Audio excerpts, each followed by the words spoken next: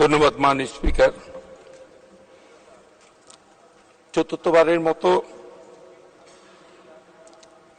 Speaker নির্বাচিত হয় আমি আন্তরিক অভিনন্দন জানাচ্ছি আপনাকে। মাননীয় স্পিকার, আমাদের দেশ পৃথিবীর সবচেয়ে জনবহুল একটি দেশ। এই বিশাল জনগোষ্ঠীকে এই স্বল্প পরিসরের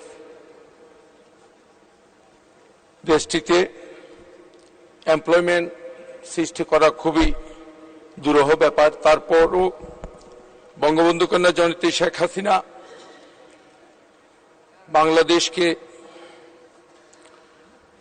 অনন্য উচ্চতায় নিয়ে গেছেন।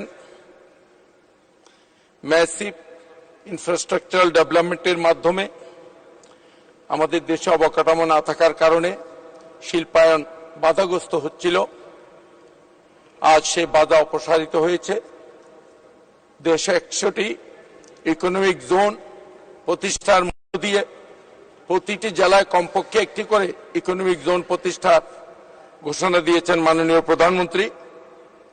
আমাদের দেশের রপ্তানি পণ্যের তালিকায় যেখানে 12 থেকে 15টি পণ্য ছিল, সেই বাংলাদেশে এখন শত শত পণ্য রপ্তানি ঝুড়িতে জড়ো হয়েছে।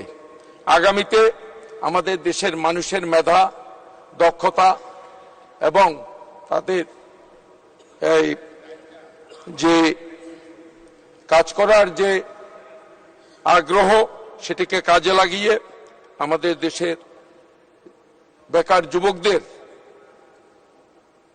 আমরা ইন্ডাস্ট্রিয়ালাইজেশন ছাড়া অন্য কোনো পথে তাদেরকে